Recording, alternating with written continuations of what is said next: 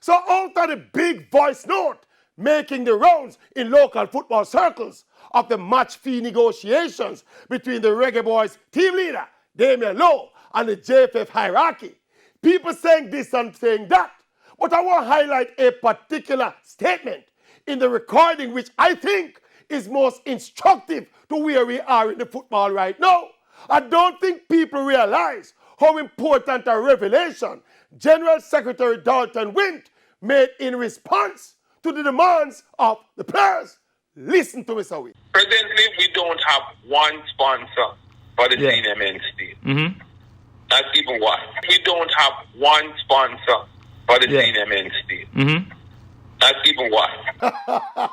You hear that?